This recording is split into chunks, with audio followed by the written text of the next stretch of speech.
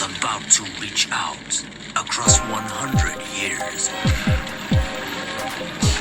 Ghost Town.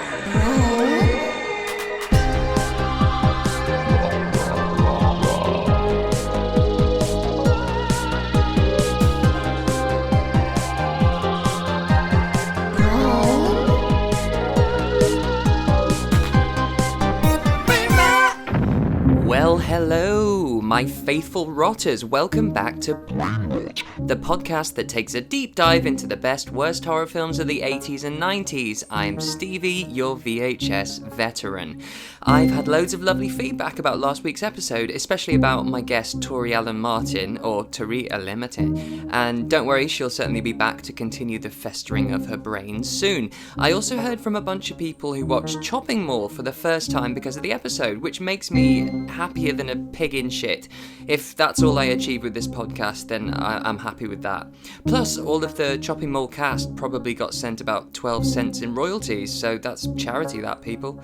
This week, we're taking a trip to the Wild Wild West, Wild Wild West, to discuss 1988's Ghost Town, directed by... well, that's a moot point, but more on that shortly. Joining me to chat about this forgotten gem of a film is someone who is not only a lifelong horrorhead, he even produces them. Films like Girl on the Third Floor and the highly anticipated upcoming film Broadcast Signal Intrusion. Welcome to the show, Giles Edwards. Hello. Hey man, how are you?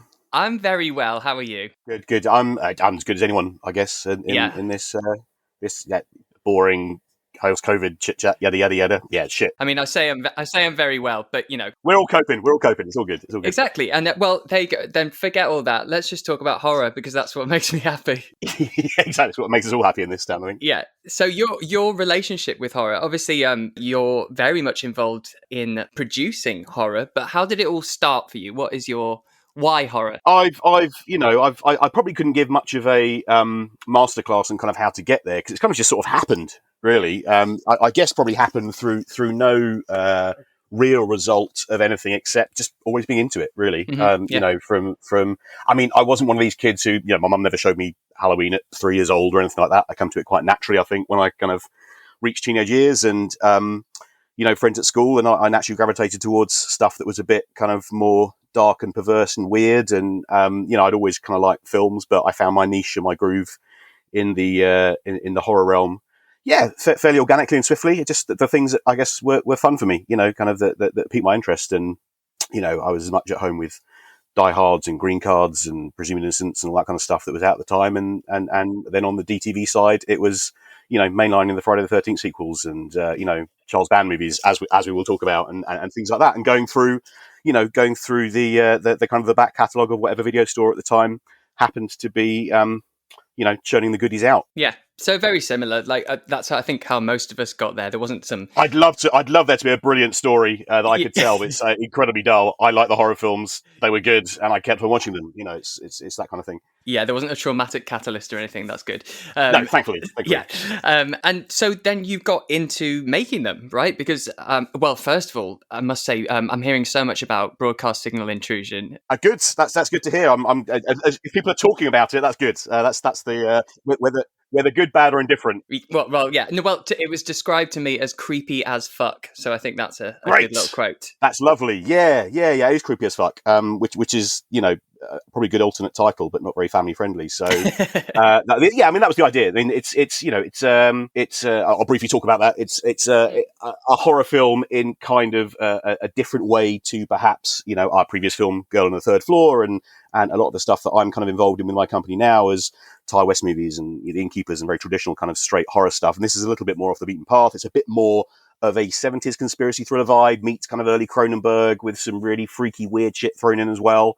About a guy who finds, this guy finds these kind of weird broadcast signal intrusions, which are actual things that happen they happened in the 80s, where people kind of hijack VHF signals and you know, essentially plant little kind of viral videos in the signal. It's kind of a really weird, hugely nerdy thing to be able to accomplish, but consequently there's this huge mythology around them.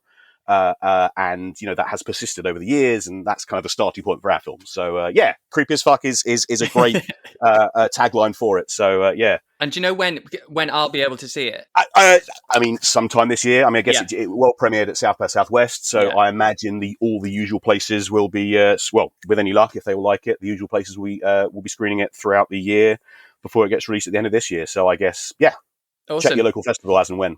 Absolutely. I can't wait. Well, yeah, you mentioned Charles Band there. So we're going to be talking about 1988's Ghost Town, right? So where did this film, because I actually came across this because you posted on Twitter the cover with, because you're doing like a movie a day, aren't you? Yeah, so look, I mean, so everyone gets through their pandemic in different ways, and I've got a weird relationship with social media. When I first started, everyone was very snarky and this and that, and I think over the years I just kind of went, fuck it, I'm just going to be nice on Twitter. So social media is for me to be nice to, and me to kind of go, I love films, I love this, I love that, and that's what I do, and I'm kind of renowned for it with my friends. Yeah. I don't ever not like a film. I've always got something to say about it. There's always something nice you can kind of find to like about any film, be it from the craziest big blockbuster to the most renowned art house film through to, kind of the shitty gems of the lower levels of the video shelf that we all like. And, that just seems to sit well with my soul.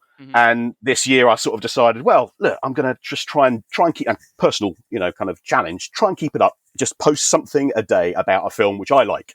And I'll do a genre a month, so I haven't got to, mix and match too much. And so I'm just going to do 12 genres every day, just a JPEG, bash, this is why I like this film.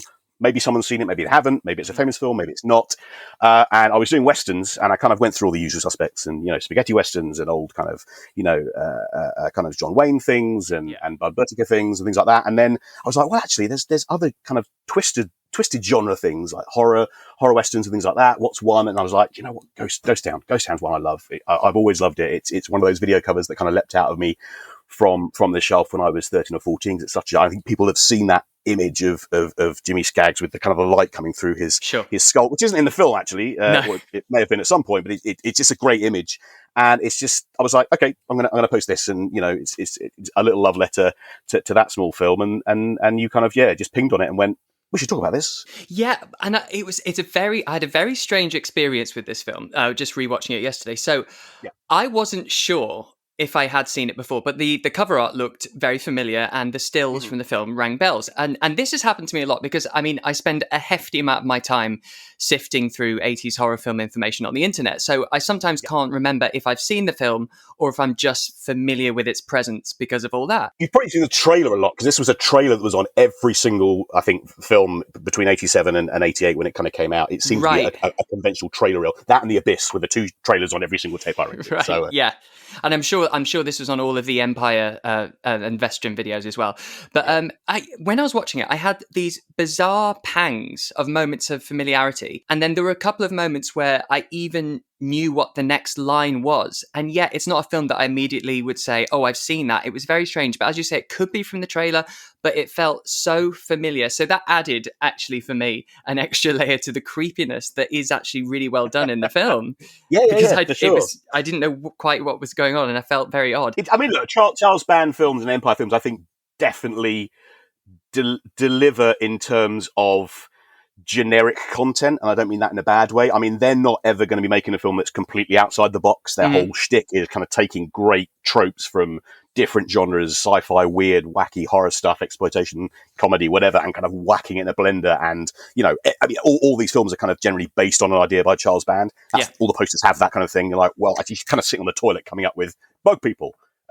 Some people get taken over by monsters and made into small radio station kind of mascots, or ghost westerns, or these kind of things. And it's they are the product of a fevered kind of exploitation mind just chumping it out. So I guess that's why they always seem fairly familiar, cozily so, but also incredibly gratifying. Yeah, but at the same time as that, when you do think you know what to expect from something from Charles Band, this one does feel like a slight departure.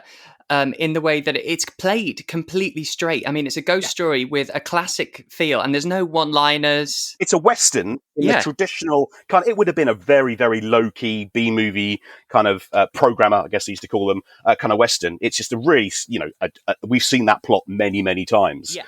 We'll get into the plot in a second, but a sheriff who is usurped by a rogue outlaw. and someone has to kind of save the day. I mean, that's the story, right? Yeah. But they've kind of stuck these great ghoulish kind of gothic tropes onto it, and kind of made it into something that's just so warm and fuzzy and cuddly and quintessentially 80s without having any of that ridiculous nostalgia bait kind of slightly. It hasn't dated in that kind of way. That's the weird thing. It kind of feels fairly fresh. Mm-hmm. I completely agree. And you were saying about the way Charles Band would come up with these ideas. And so he did come up with the idea because Empire had this distribution deal, I think, with Vestron at the time. To get the film funded and money released, they'd come up with a title and concept art because that's what sold things. That's what Arco did in the 40s. Pure Val Lewton hucksterism. It's great. Perfect. And they set their feverishly creative writers and things to work on that. It's like, great, perfect. Yeah. And for us, because that's what the VHS era was, you're sucked in by the cover art because we couldn't access reviews or at the click of a button watch the trailer. And so that's what it did. And the US cover art is such a misrepresentation of the film because it shows a big this skull with the guns coming out of it. Well, no, the very original, it's the skeleton. Oh, yeah. It looks like Puppet Master. Yeah, it looks like Puppet Master. A skeleton it looks like, in... what's it called? Triple Shooter, where he goes... Exactly, it's exactly that. And it looks a bit sort of like comedy, City Slickers type. Woe betide any parents who pick that up. Exactly, totally. Yeah. Or maybe not. Maybe it's great. Formative years. Yeah.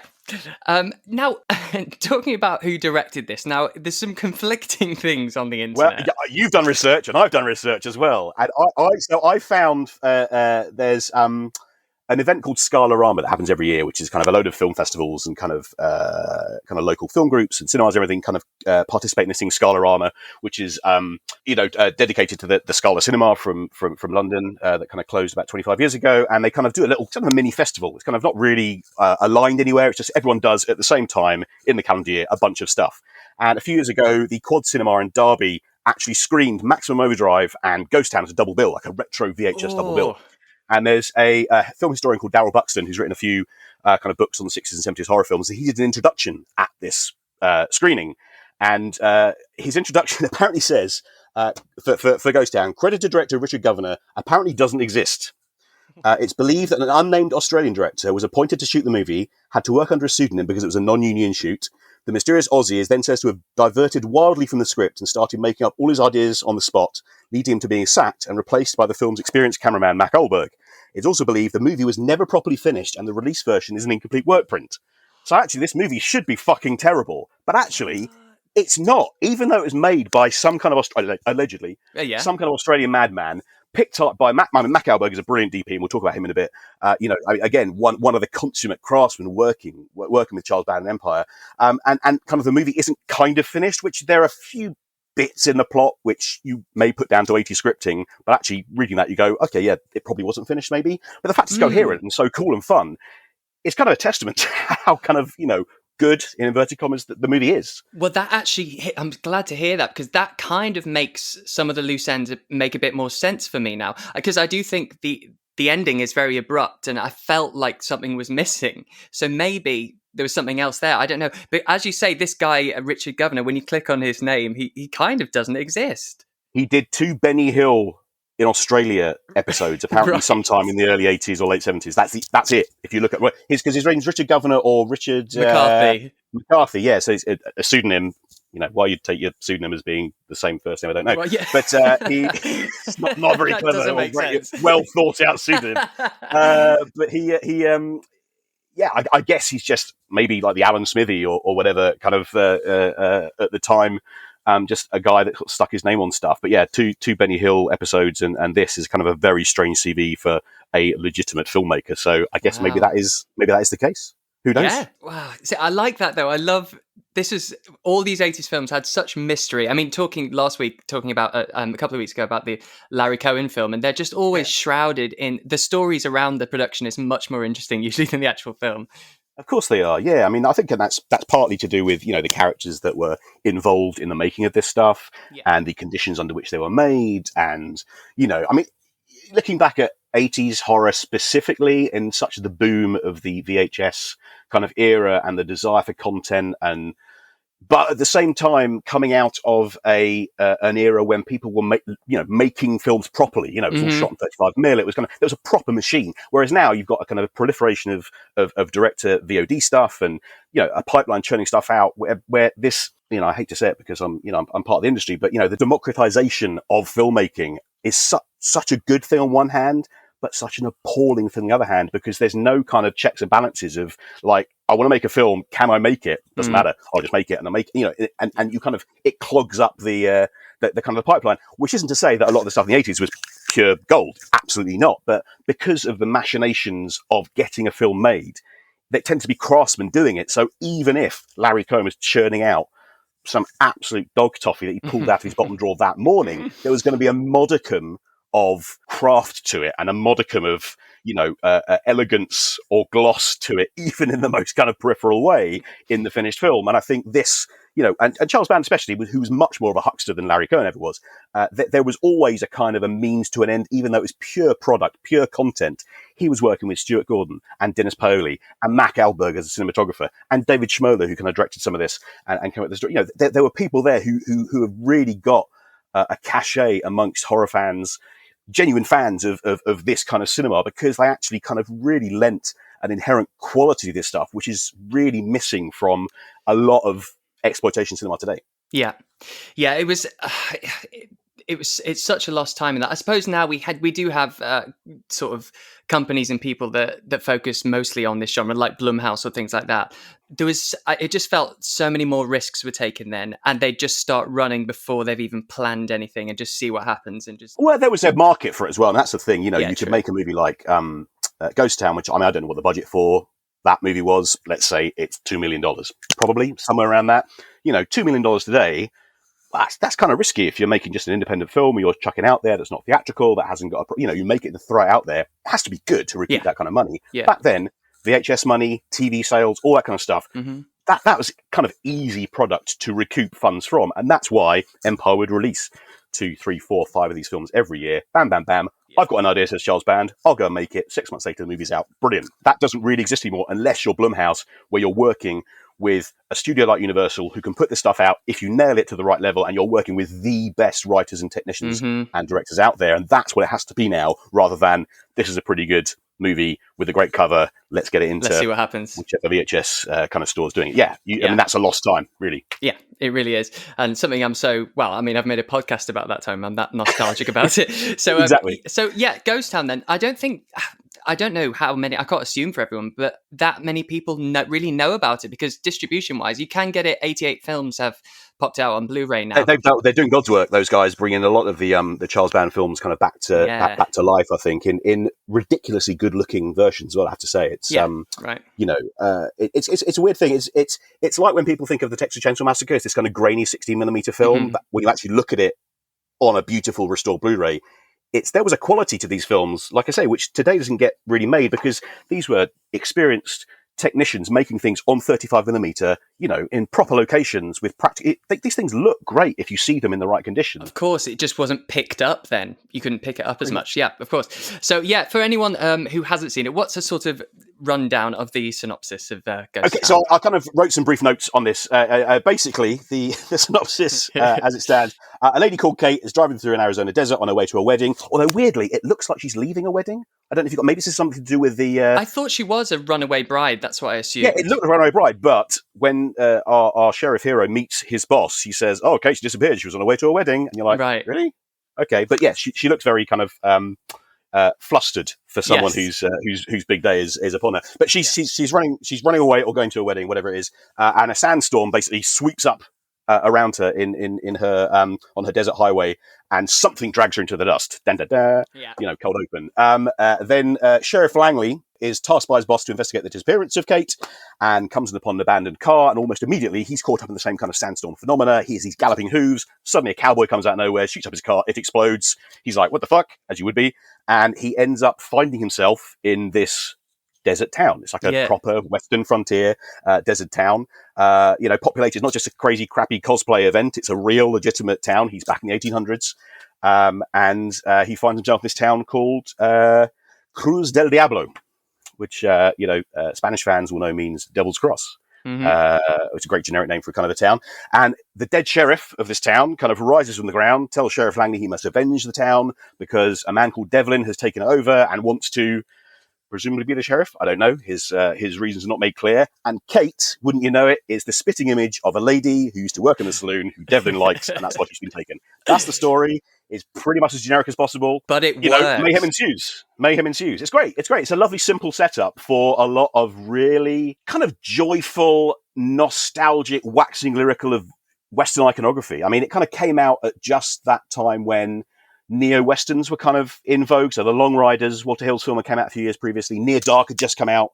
So there was kind of this very kind of sun-kissed, dusty, backlit kind of very kind of cool. Young Guns 2 had come out. Young Guns, sorry, had just come out. Young Guns 2 was about to come out. That kind of feels very much kind of part of the process. It's not kind of an old stuffy Western at all. It kind of feels very retro and cool, and there's lots of twanging guitars on the on the soundtrack. So it really kind of takes that kind of neo-Western vibe and then just injects this gothic, easy kind of comics horror into the base of its spine. Yeah, and I think it gets you straight away. It certainly did me. As soon as he's taken sort of shelter in this abandoned police station to get away from the storm, and he comes out, and there is that, as you say, that whole town is suddenly there. It got me, that isolated aesthetic, and I think because there's two types of ghost story, isn't there? You've got the one where there's a ghost from the past invading the present, invading our time. And then there's the type where we are transported and trapped on their turf in a bubble of their past in their time. And it's much scarier, that, because we're the ones out of place and out of control. And I think it has a much eerier quality because our protagonist isn't being invaded. He's invading their ghost. He's lost time. He's got none of his kind of safety net of modern day things to kind of help him work it out. And it's great because you haven't got that.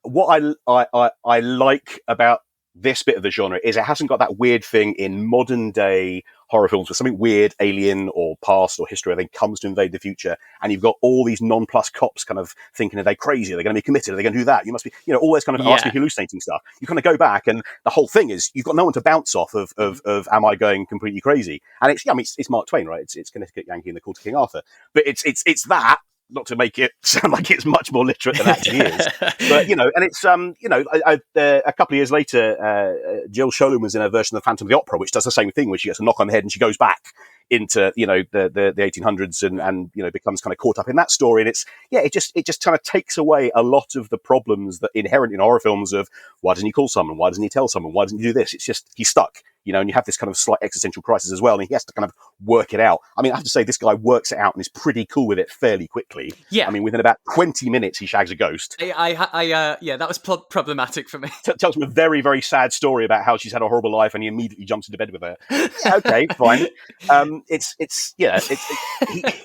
I think maybe we have to pay lip service to the fact that possibly this wasn't unfinished. This wasn't finished, and it was a few plot holes to. That moment did bother me because, as you say, he's really trying to work out what the fuck is going on. And actually, this is the point where, because I was wondering at this point if the ghosts are aware they're ghosts and they're stuck in a purgatory, or if they think they're alive. But you do find out right at this moment, because this girl, is it Etta, I think, who's a ghost, obviously. She says to Langley, he won't let us go. He won't let us go to heaven or hell. So I was like, oh, so she's aware she's a ghost, and also she's just told him she's dead, and yet he then also grabs her breast and they go for it. I thought that's an interesting choice. It's very 1988, shall we say? I think it's kind of rife with hero meets girl is somewhat besotted by man for reasons only known to the scriptwriter, and boring love scene ensues. I mean, it's kind of one of the bits I'm quite glad that doesn't really persist in today's kind of films. It always, it's just, I mean, I'm talking from a development point of view. It's like 5 minutes of wasted screen time. I mean, literally nothing happens. And B, it doesn't really resolve because she ends up kind of not really mattering to the rest of the film. He finds Kate later in the film, and he's like, then he goes and saves her. I mean, what's interesting is that I think as well that the reason this movie feels so unfinished, plainly the production wasn't what they wanted it to be. I've got a feeling that they really, really wanted Bruce Abbott from Reanimator and Barbara Crampton from Reanimator to be these two guys, because what's his name? His name's Frank Luz. Frank Luz, is this guy? He was actually a Broadway actor. I think he was in Little Shop of Horrors and a bunch of other stuff, and then he's now a tour guide at a museum. He gave it all up. and is now a tour guide somewhere in the Midwest. No way. But he is a Bruce Abbott look. He's also a Michael Bay lookalike, bizarrely. He looks just like Michael Bay and Bruce Abbott kind of mashed together.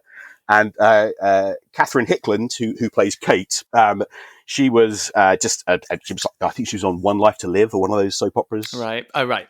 One Before of those, this. Well, around the same time. I think. Right. She was a jobbing kind of soap actress at the time. She ended up marrying David Hasselhoff, bizarrely. No way. Yeah, she was married to David Hasselhoff for 3 years, and then get this, divorced David Hasselhoff and married a man called Michael Knight, which is David Hasselhoff's character in Knight Rider. That's Knight Rider, yeah. I think someone's a fan. Now she's a hypnotist, so that's obviously where people who are in these films go when they finish. She's a very successful hypnotist, and he is a tour guide. So, but I think they are maybe not the first choices for this film. You can imagine Barbara Crampton being this ballsy Kate, I've been transported to the West and I'm not going to fucking go with Devlin. And Bruce Campbell, that would have been great. Bruce Abbott kind of being his very coiffured hair, masculine, tall, kind of heroic type, kind of bumbling in and doing what they do with their chemistry so well from Reanimator, which was only 2 years prior. So I think that maybe that was what was intended for this film, being a Charles Band film, and they ended up settling for. They're perfectly fine. Oh, I think Frank Luz or whatever it is. I think he's totally charismatic and likable, and he's got enough of the tough guy exterior as well as this sensitive, wide-eyed sort of youthfulness, I think. Yeah, he's not alpha male-y in that kind of way. He's not kind of he's pretty much befuddled for the entire thing, and he for most of the film he's definitely got the lower hand, and he's kind of he almost kind of wins the day purely by happenstance. He's not meant to be this kind of sort of he's just a sheriff kind of hanging out shooting cans when we see him. Yeah, exactly. He's not kind of solving cases and being the kind of the high rated detective that maybe someone like this demands. So yeah, they're very amiable, very kind of sort of laid back and easygoing. And you get a nice little turn from Bruce Glover, who is Crispin Glover's dad, and he plays the blind card dealer. He's just the Glover family. Obviously, their stock in trade is kind of strange outsider characters. I mean, Bruce Glover was also in which James Bond film was it? Diamonds Are Forever. He plays Mr. Win and Mr. Kid. He's one of that kind of quite weirdly coded, plainly gay couple who I think incredibly problematic to look back at it now, but the serial killer guys who steal the diamonds and Mr. Win and Mr. Kid. And he's one of those guys. I always knew him from that. And then he kind of rocks up in this. I'm like, he is. And of course he's Crispin Glover's dad. Of course. Yeah. And he's also he's in Popcorn, the film that I covered.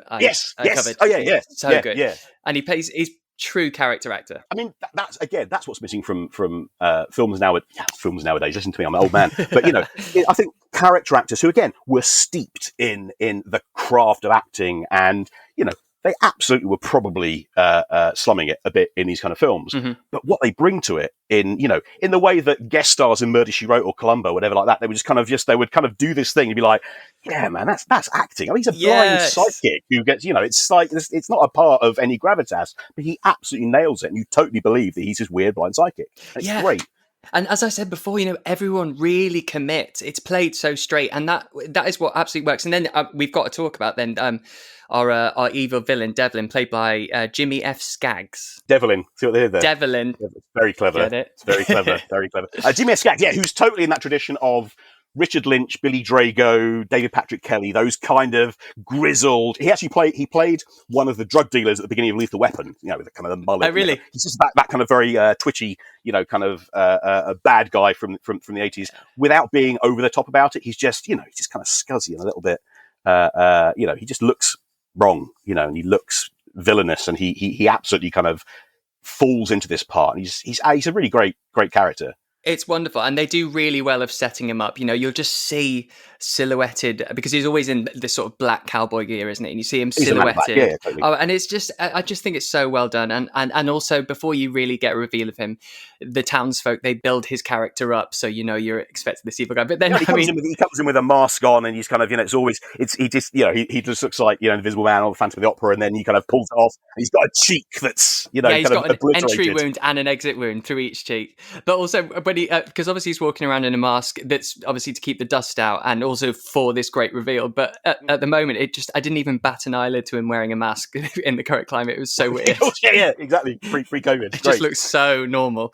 It's great. But yeah, it's just a really nice and committed way that these kind of guys are playing with that iconography. And it's a small detail, but yeah, he has a little mask on, then he gets it whips off, and it's just those little details make it feel like people have really thought about this film and really wanted to make something that has, not impact necessarily. It's not going to be, something you're kind of going to go away with, but it just, little moments that real filmmakers contribute to a movie. And it is those little moments, because at the end of the day, there's not much to this film. It's pretty straightforward, pretty simple, but it works because it looks like people involved loved what they were doing. It may not be true, but such as his design, because then we get a nice flashback of how he got that bullet hole and, how his lover went off with the deputy. So now he's got it out for deputies, and he wants to rewrite the ending of his story, doesn't he, by taking this girl from the present. He takes the deputy and he nails him to some kind of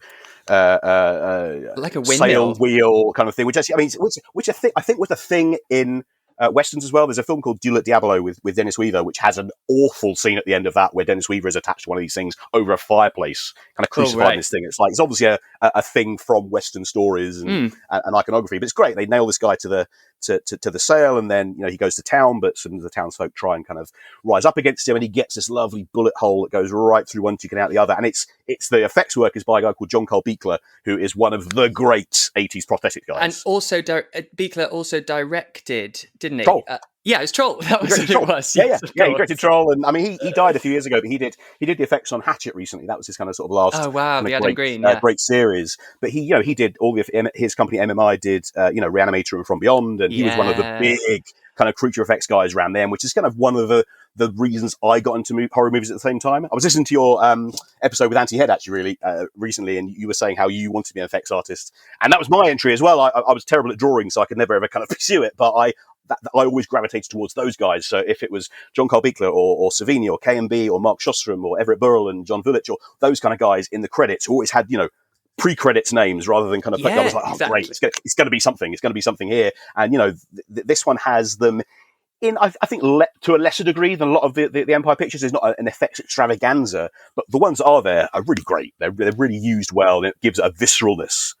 Yeah, totally. And now that I know it's Buechler, that makes a lot of sense because, as you say, they're scattered throughout, and it may just be a skeleton popping up or something like that, or blood dripping from something, and they're subtle. But every single one. Also, it's not oversaturated with effects and gore, so therefore, every time you do see it, I think it lands a little better. And Skaggs has got like a full prosthetic, full face prosthetic, so he kind of looks skeletal, but it just looks tactile. It looks decrepit and rotten. It just there's a feel of it there that's just so, like I say, it's not digital, it's purely practical. It's just again a love of the craft. It's these guys who just knew, going to do this, this particular prosthetic, or the skeleton of the sheriff kind of coming out of the ground, and it's always his mouth's actually moving, and it's it's hokey, and it's proper EC Comics. It's properly EC Comics, Tales from the Crypt, Vault of Horror. Yes, but there's, like you say, a sincerity to that, and it's not goofy. When Frank Luz sees him, he's not going to go, oh my God, it's the crazy skeleton. He's actually, oh shit, it's a fucking dead guy talking to me and telling me about this thing. And he takes it seriously, and he kind of, it lends, everyone's in on the joke. They're in on it, and they're kind of treating it very, very seriously and treating it as reverentially as one can, this material. But I think it sells it, and it sells it in a way that makes it feel much less disposable than, a lot of 80s horror films. Yeah, totally.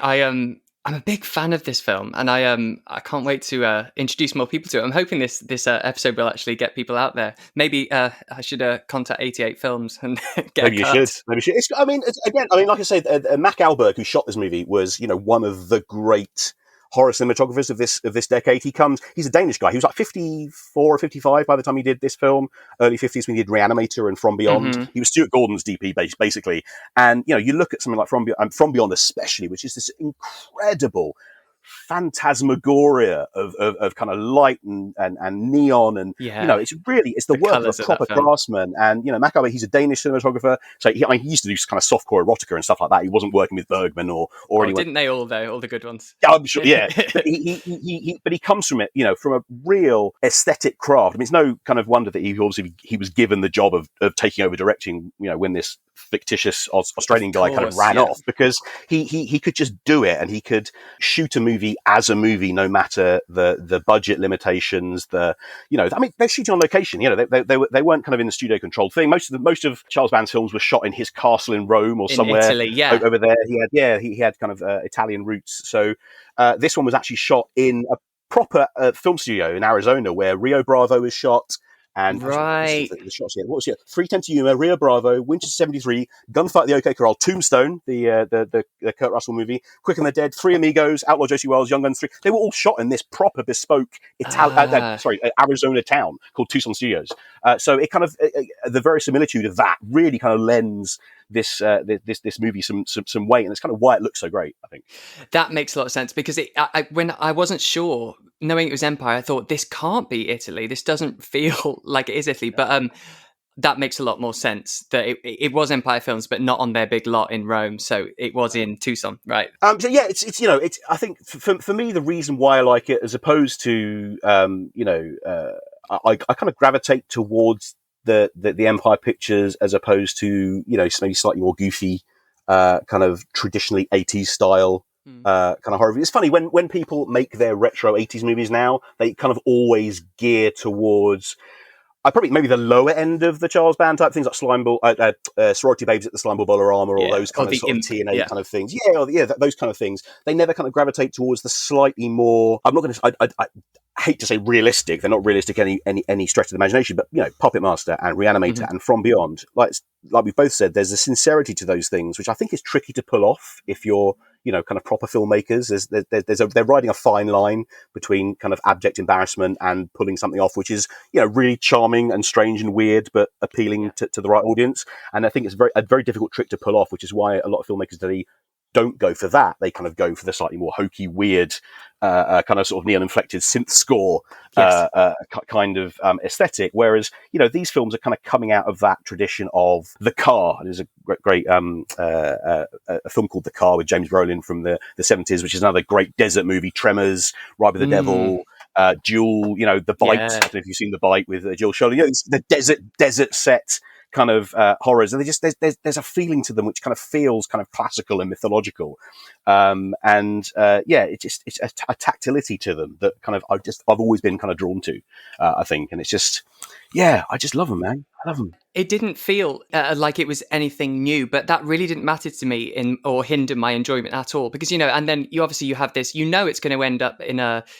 showdown, a duel between cowboys, and that's exactly what happens. So you end up having Langley and Devlin having their shootout, because Langley's been told, hasn't he, that the stuff you've brought won't work. You have to use the old. Yes, he has to use magic ghost guns. Yes, so he has to load magic ghost gun bullets, and then the ghosts who've been presumably slightly tenuous logic there, but they presumably these ghosts have been luring other people there for some reason, because they know that this doesn't work. They know that people coming with guns doesn't work. But then one of them gets kind of shot with Devlin's ghost gun, and his guts fall out, and they're all like, "Oh shit! This isn't great." And showdown ensues. It's great.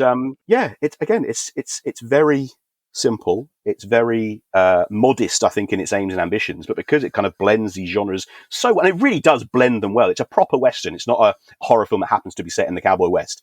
It's totally. And I think everyone that's I know that's seen it has revisited it again. As a grown up person who doesn't overlook these things because it's VHS and you're a teenager, and gone, it really does care. It's trying to do something on its modest scale and really not wink at the audience and kind of use it as a gimmick. That's the main thing I took away from it, the lack of any sort of one-liners or self-awareness or making it meta or anything like that. It was great. And yeah, as you say, modesty. It was an 18 when it was on VHS, but I don't really know why, because there's not particularly nudity or gore. But I mean, it rides the cusp, I guess. I mean, there's bits of guts falling out and the cheek, and when the sheriff gets nailed to the windsail thing, I guess is fairly gruesome. But I mean, I think it's I don't know. I'm not that BBFC examiner looking at these things, but I think it's definitely on the cusp. Yeah, well, I kind of don't want to talk about too many other details, because I do think it's a film that a lot of people would get more enjoyment out of just watching and not knowing absolutely every detail about it. So I suppose I'm gonna round it up there. But what would you say to anyone then, just to recommend it? What sort of thing? If you want a film which is the polar opposite of the goofy Trolls kind of 80s stereotype that I guess, especially younger viewers who know 80s films from, the In Search of Darkness documentary and things like that, where everyone just highlights, oh, it's crazy, it was fun, it was wacky, it was weird, it was neon, it was this. This isn't that. This is kind of a grown-up movie. It's a kind of dad's horror film, right? It's kind of a dad's That's horror exactly film, right, yeah. a programmer, B-movie Western that happens to have really kind of cool, are they zombies? I don't know, zombies? I don't know if they're ghosts from the title, but they're kind of zombies as well. If you're someone who doesn't particularly mind a deeply ambiguous ending of a film that doesn't quite have a resolution, again, much like I guess a 1950s Western would have, bang, shoot out, the end, title card, bosh. Walk off into it the falls distance. very much in that category. However, there are a lot of loose ends done with it. Does Kate get to a wedding? We don't know. And what the hell's the Raven significance? I've got a clue. But it's a good bit of stock footage. And again, I think that people who want to see films which are made in a way that is, a fidelity to craft and just a fidelity. I mean, I'm making it sound much more grandiose than the film actually is, and I'm maybe over-egging that particularly. But I really like the fact that it does feel like a kind of a classically made film, and I miss that. I miss that much more than I miss the kind of the goofy 80s aesthetics. I miss it much more than I miss, endless, even Charles Band sequels and things like that. I miss kind of original films which take a grown-up view of a kind of kind of juvenile literary origin, be it a kind of a pulp ghost story or whatever, and they kind of just treat it with some reverence. And, a lot of people came out of this particular era of filmmaking to go on and do really interesting stuff, like Wally Pfister from Christopher Nolan's DOP kind of did The Unborn, he did Roger Corman films. He kind of started here. And, Mac Alberg, I think he passed away, sadly, about a decade ago, but he went on to do proper studio films, not great studio films, I have to say, things like Striking Distance and, those kind of movies. But he was a proper, went to be a studio DP. He was kind of like a slightly poor man's Jan de Bont or something like that. Yeah. But he was in that kind of category, and he was shooting these films with real heart, so you're putting his all into it and kind of making this film feel like a real piece of cinema, no matter how humble its kind of origins. So I think just give these things a whirl. There's a lot more to it than just gaudy neon aesthetics, which are wonderful and great and which brilliant. We love. But and it's a love letter as opposed to a pastiche or parody of those Absolutely. Western. That's Absolutely. what it is, Yeah, and that's why it works on a different level that you haven't seen over and over and over again. Well, mate, that's bloody awesome. Thank you so much for that. And and I'm not sure if you brought it back into my life or just straight up into my life, because I think this film is in everyone's life, because I say the amount of people who, like you, have gone, I remember that cover. It's like a Proustian moment, right? That cover is for me. That cover. One of I think the Friday the 13th 2 or 3, whichever, the sword pulling the cobwebs up, Reanimator, Pit and the Pendulum, the Stuart Gordon thing. They're Proustian kind of. They just this sense memories, bam, straight into me. I'm like, oh yes, that's the one. And there are very few of those, but that's really striking, strong image from EIV Video, I think it was that released it. Is with so many people, I think, and I think. You're right. Not many people will have actually picked up and watched the film with which they have this weird association sort of over the decades. So it's mad the way that happens. And actually, a film you just mentioned, which is I can never say it without tripping up. Sorority Babes at the Slime Ball Bowl-orama. Bowl-orama, yeah, the Imp. Let's call it the Imp. The Imp. So that's the thing. I thought I'd made up a film from my youth called Imp or The Imp, and I I was convinced it existed, but I'd not seen it, and I That's because no one can fucking say the title, I guess. That's why. yeah, there you go. Presumably the person selling it into the video shop was like, the imp, it's fine. The Imp. Of But I only recently found it, and I bought the VHS. course you do. It's great. A great version of that particular brand of neon inflected juvenilia, which is it's great. I mean, it's got Brooke Stevens, Michelle Bauer, Linnea Quigley. It's perfect. Yeah, exactly. But it's not Ghost Town. It's not the version of 80s horror that I think we want to kind of expound here. But I'm in it for all corners, man. Cut me down the middle like a piece of seaside rock, and I've got horror written through me. So I'm into it always, of course. But I love that. Yeah, I'm glad you pinged on Ghost Town. I'm really glad we managed to talk about it. I've talked and thought about it more than I've ever done over the last 20 years, I have to say. But it was delightful to do so. Thank you so much, mate. You're very welcome, man.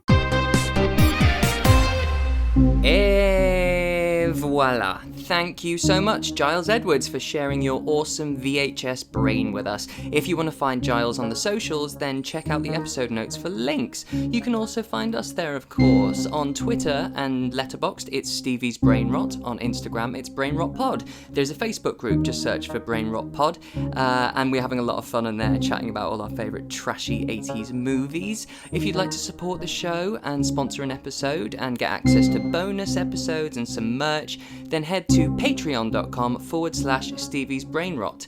Soon on Patreon, I'll be covering Chud 2 with George Rainsford. We covered Chud as the very first episode on Brain Rot, and we promised that we'd come back to do Chud 2, so that's coming up. And we also have a retrospective of an awesome 80s franchise starting very soon. So yeah, head on over to patreon.com/Stevie's Brain Rot to find that. Alright, fuckers, toodles!